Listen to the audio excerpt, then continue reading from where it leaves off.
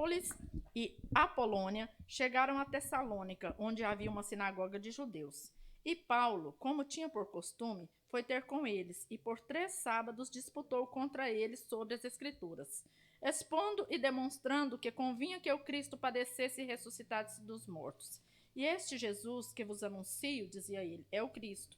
E alguns deles creram e ajuntaram-se com Paulo e Silas, e também uma grande multidão de gregos religiosos e não poucas mulheres distintas.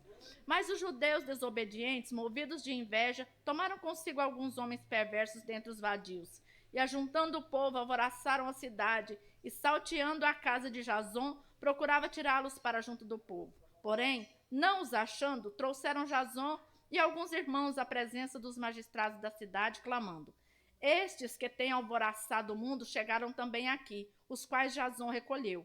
Todos estes procedem contra os decretos de César, dizendo que há outro rei, Jesus. E alvoroçaram a multidão e os principais da cidade que ouviram estas coisas. Tendo, porém, recebido satisfação de Jasão e dos demais, os soltaram. E logo os irmãos enviaram de noite Paulo e Silas a Bereia. E eles, chegando lá, foram à sinagoga dos judeus. Ora, estes foram mais nobres do que os que estavam em Tessalônica, porque os que estavam em Tessalônica, de bom grado, receberam a palavra, examinando cada dia nas Escrituras se essas coisas eram assim. De sorte que creram muitos deles, e também muitas mulheres gregas da classe nobre e não poucos varões.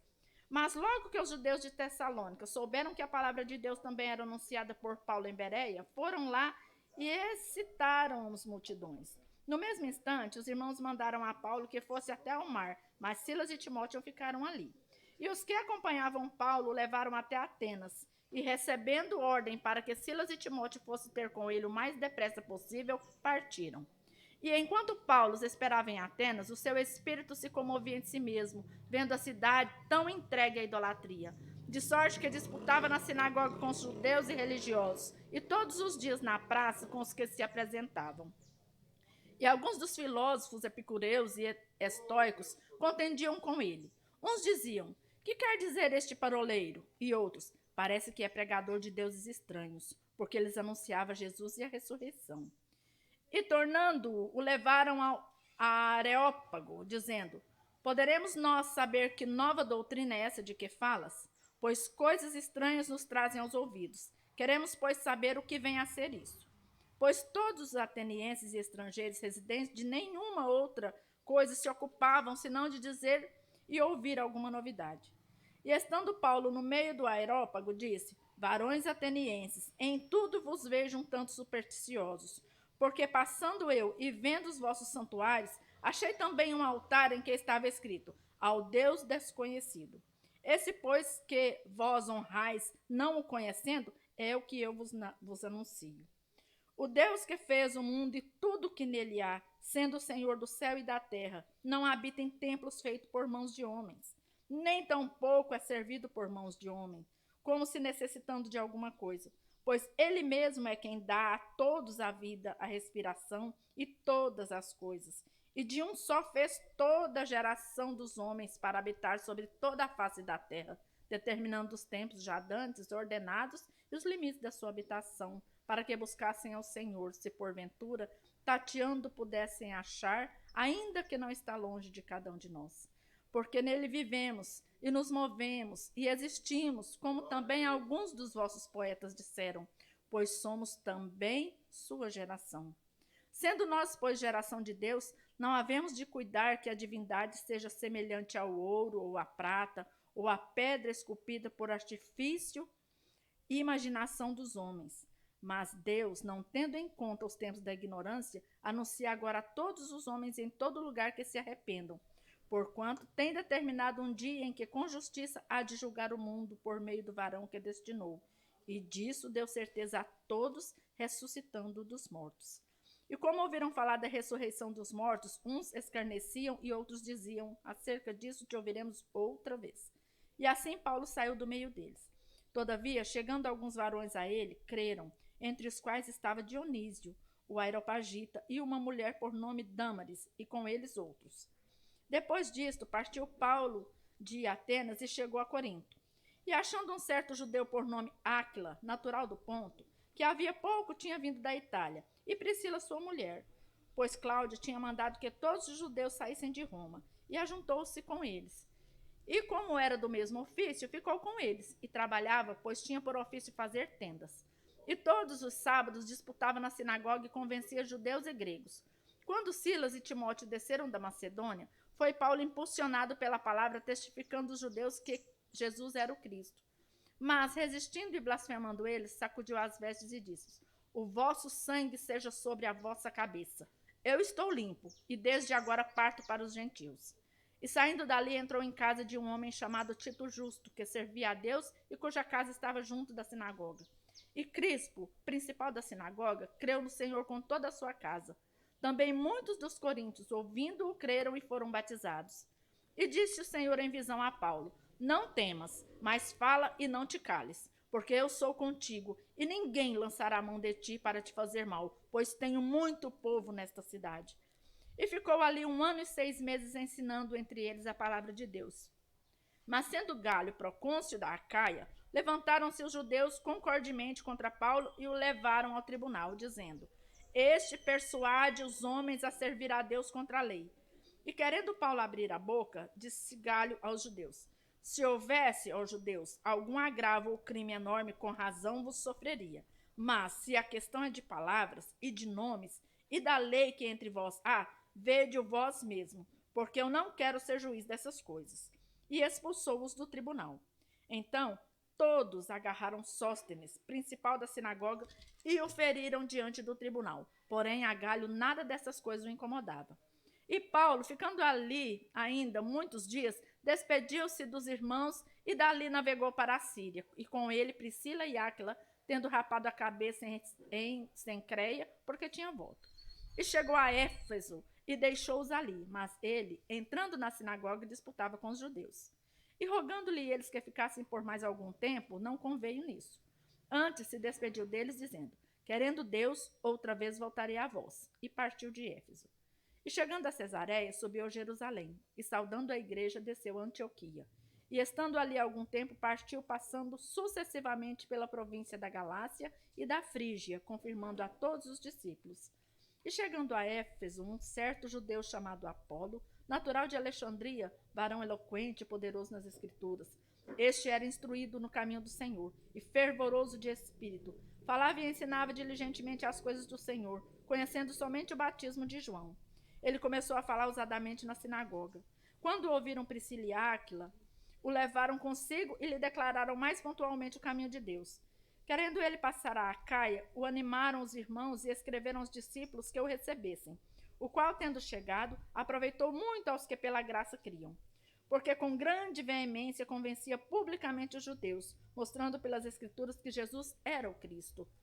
E sucedeu que, enquanto Apolo estava em Corinto, Paulo, tendo passado por todas as regiões superiores, chegou a Éfeso, e achando ali alguns discípulos, disse-lhes: recebeste vós já o Espírito Santo quando crestes?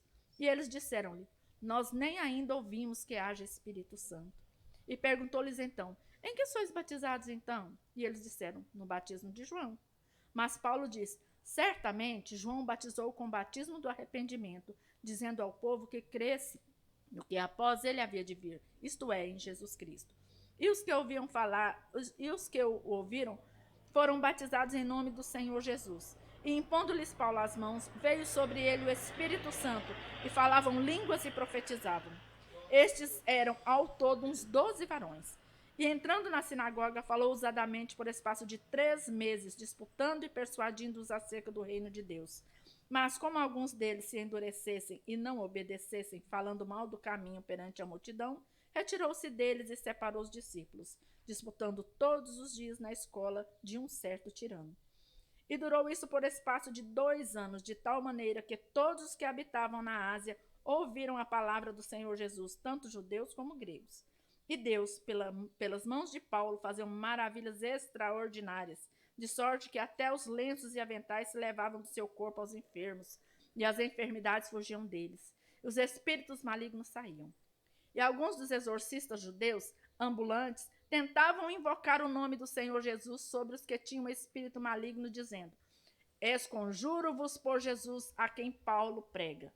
E os que faziam isto eram 7 filhos de Seva, judeu principal dos sacerdotes. Respondendo, porém, o espírito maligno disse: Conheço a Jesus e bem sei quem é Paulo. Mas vós, quem sois? E saltando neles o homem que tinha o espírito maligno e assenhoreando-se de 2, pôde mais do que eles, de tal maneira que, nu e feridos, fugiram daquela casa.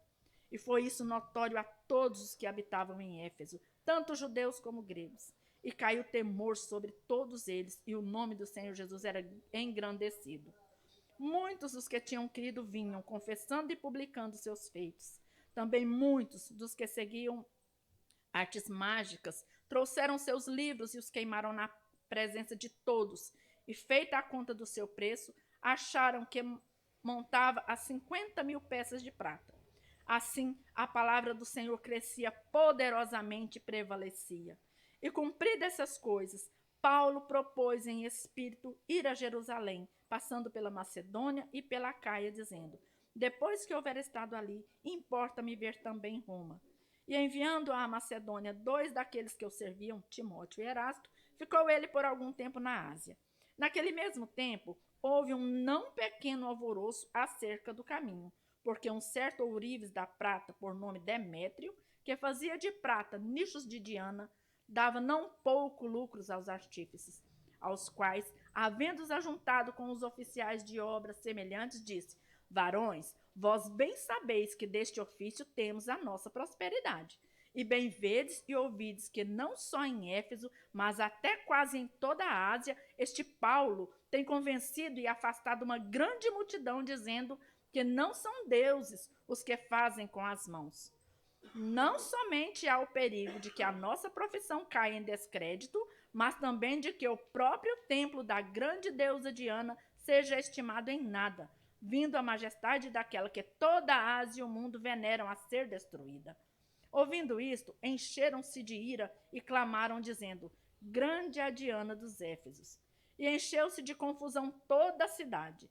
E unânimes correram ao teatro, arrebatando a Gaio e a Aristarco, macedônico, companheiros de Paulo na viagem. E querendo Paulo apresentar-se ao povo, não lhe o permitiram os discípulos. Também alguns dos principais da Ásia, que eram seus amigos, lhe rogaram que não se apresentassem no teatro. Uns, pois, clamavam de uma maneira, outros de outra, porque o ajuntamento era confuso, e os mais deles não sabiam por que causa se tinham ajuntado.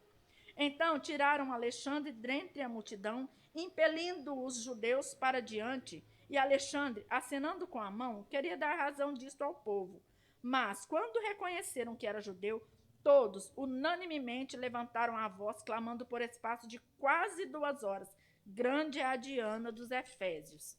Então, o escrivão da cidade, tendo apaziguado a multidão, disse: Varões Efésios, qual é o homem que não sabe que a cidade dos Efésios é a guardadora do templo da grande deusa Diana e da imagem que desceu de Júpiter? Ora, não podendo isso ser contraditado, convém que vos aplaqueis e nada façais temerariamente, porque estes homens que aqui trouxestes nem são sacrílegos, nem blasfemam da vossa deusa. Mas se Demétrio e os artífices que estão com ele têm alguma coisa contra alguém, há audiências e há procônsules, que se acusem uns aos outros. Mas, se alguma outra coisa demandais, averiguar-se-á em legítimo ajuntamento. Na verdade, até corremos perigo de que, por hoje, sejamos acusados de sedição, não havendo causa alguma com que possamos justificar esse concurso. E, tendo dito isto, despediu o ajuntamento.